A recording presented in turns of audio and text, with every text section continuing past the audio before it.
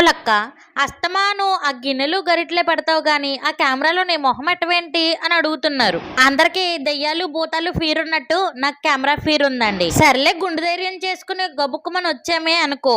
ఈ మధ్య body shaming బాగా ఫ్యాషన్ అయిపోయింది కదా.